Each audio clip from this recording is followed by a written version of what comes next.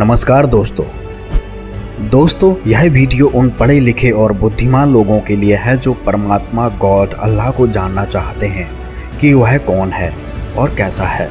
फिर यह लोग बुद्धिमान होने के नाते यह भी जानना चाहते हैं कि भगवान या अल्लाह को किसने देखा है। इन चुनिंदा लोगों की एक खास बात और है कि ये प्रमाण भी देखना चाहते हैं। ये सुनी सुनाई बातों पर विश्वास नहीं करते। तो दोस्तों, इस वीडियो में हम प्रमाण देंगे कि भगवान कौन है और उसको किस किस ने देखा है तथा वर्तमान में वो हमें कैसे मिलेगा। मैं रोवत हूँ सृष्टि को, सृष्टि रोवे मोहे, गरीब दास इस वियोग को समझ न सकता कोई। दोस्तों, क्या हम लोग ही भगवान को खोज रहे हैं या फिर भगवान भी हमें खोज रहा है? यह बात आश्चर्यजनक जरूर है, लेकिन वह समर्थ परमात्मा ऐसा भी करते हैं ताकि संसार में परमात्मा के प्रति आस्था जीवित रहे। इसके लिए परमात्मा अपने बच्चों को तत्व ज्ञान से परिचित कराने के लिए प्रत्येक युग में प्रकट होते हैं, जिसका समर्थन हमारे सद्ग्रंथ भी करते हैं कि वह परमात्मा प्रत्येक युग में प्रकट होकर मनुष्य की तरह एक जीवन व्यतीत करते हैं और अपनी आत्माओं को सत्य ज्ञान प्रदान करते हैं। सतयुग में सत सुकृत कह टेरा, त्रेता नाम मुनिंद्र मेरा, द्वापर में करुणा मैं कहाया, कलयुग नाम कबीर धराया। जी हाँ दोस्तों, वह कबीर परमेश्वर ही है जो प्रत्येक युग में अलग अलग नामों से प्रकट होते हैं और अपनी प्यारी हंसात्माओं को सतमार्ग सतभक्ति देकर मोक्ष प्रदान करते हैं। तो दोस्तों, आज हम चारों युगों की बात करेंगे और जानेंगे कि किस किस पुण्यात्मा को परमात्मा मिले। सबसे पहले बात करते हैं सतयुग की। सतयुग में परमात्मा सत सुकृत नाम से आए थे और सबसे पहले ब्रह्मा जी से मिले। उनको तत्व ज्ञान से सृष्टि रचना का ज्ञान करवाया, जिससे वो काफी प्रभावित हुए और परमेश्वर के उस ज्ञान को अद्वितीय बताते हुए प्रथम मंत्र प्राप्त किया। परमेश्वर ने ब्रह्मा तथा सावित्री जी को उपदेश दिया। इसके पश्चात परमात्मा विष्णु जी के पास विष्णु लोक में गए, उनसे चर्चा की तथा विष्णु जी को शिष्य बनाया। परमात्मा ने विष्णु जी व लक्ष्मी जी को उपदेश दिया। इसके बाद परमात्मा शिव जी के पास शिवलोक में गए तथा शिव जी व पार्वती जी को नाम उपदेश दिया। वैसे तो सतयुग में मनु महर्षि जी को भी कबीर परमेश्वर मिले थे। कबीर परमेश्वर उस समय सत सुकृत नाम से प्रकट हुए थे। अपने तत्व ज्ञान से मनु जी को परिचित करवाया था, लेकिन उन्होंने परमेश्वर के ज्ञान को सत्य न मानकर अपने द्वारा की जा रही भक्ति को ही श्रेष्ठ माना। दोस्तों, सतयुग के बाद अब बात करते हैं त्रेता युग की। त्रेता युग में कबीर परमेश्वर ऋषि मुनींद्र के नाम से प्रकट हुए थे। दोस्तों, रामायण में नल नील का नाम तो आपने सुना ही होगा। ये दोनों मौसेरे भाई थे और दोनों ही शारीरिक व मानसिक रोग से दुखी थे। परमात्मा ने उनको आशीर्वाद मात्र से ठीक करके और सत्य ज्ञान को उपदेश देकर अपनी शरण में लिया। इस युग में परमात्मा लंका में रहने वाले चंद्र विजय भाट व उनकी पत्नी कर्मवती को भी मिले और उसके बाद रावण की पत्नी मंदोदरी जी और भाई विभीषण को ज्ञान समझाया। यही कारण था कि राक्षसों की नगरी में होने के बावजूद भी ये धर्म का पालन करने वाले थे, किंतु रावण अभिमानी था, जिस कारण उसने किसी की ना सुनी और अपना सर्वनाश करवाया। मुनींद्र ऋषि जी के रूप में परमात्मा हनुमान जी को भी मिले थे। जब उन्होंने सीता जी द्वारा दी गई सच्चे मोतियों की माला को यह कहकर तोड़ दिया कि इसमें राम का नाम नहीं है, जब सीता जी के कटु वचन कहने पर हनुमान जी ने अपना सीना चीरकर अपने अंदर लिखे राम नाम को दिखाकर अयोध्या को त्याग दिया था। उसके पश्चात मुनींद्र ऋषि रूप में परमात्मा ने हनुमान जी को समझाया कि जिस रामचंद्र जी की आप भक्ति करते हो वह परमेश्वर नहीं है। मुनींद्र जी ने कहा कि मैं ही पूर्ण परमात्मा हूँ। तब हनुमान जी ने सत्य ज्ञान को स्वीकार किया। इसका प्रमाण पवित्र कबीर सागर के हनुमान बोध में है। अब बात करते हैं दोस्तों द्वापर युग की। दोस्तों, त्रेता के बाद द्वापर युग आता है, जिसमें परमेश्वर कबीर जी करुणामय नाम से प्रकट हुए थे।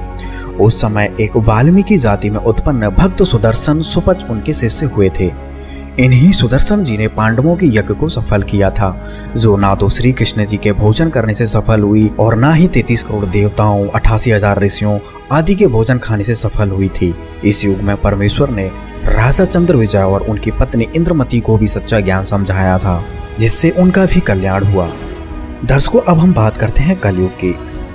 आज से ठीक 623 वर्ष पहले पूर्ण परमात्मा अपने वास्तविक कबीर देव नाम से प्रकट हुए।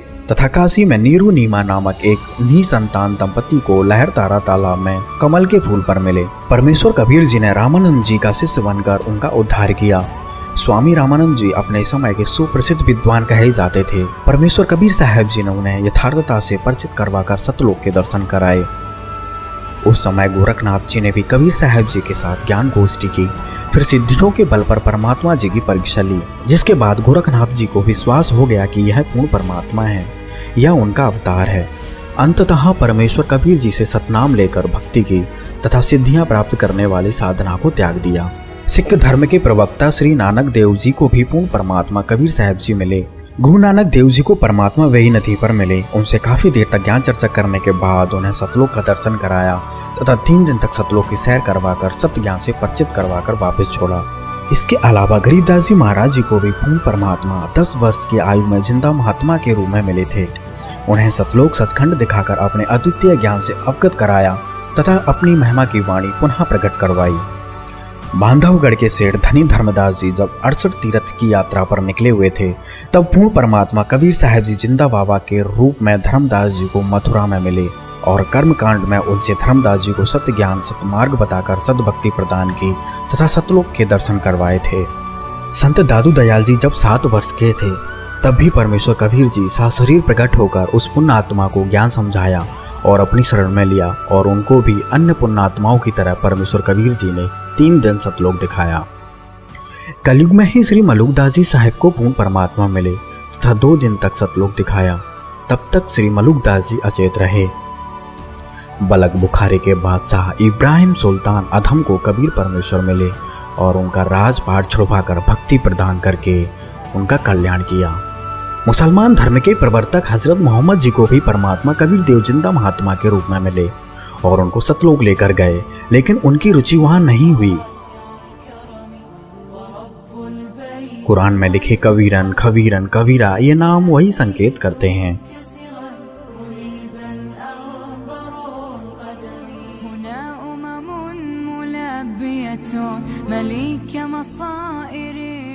राजस्थान के समराथल धौरा नामक स्थान पर परमेश्वर कबीर जी आदरणीय जंबेश्वर जी को मिले, उनको सतलोक की महिमा सुनाई तथा भक्ति मार्ग देकर कल्याण किया।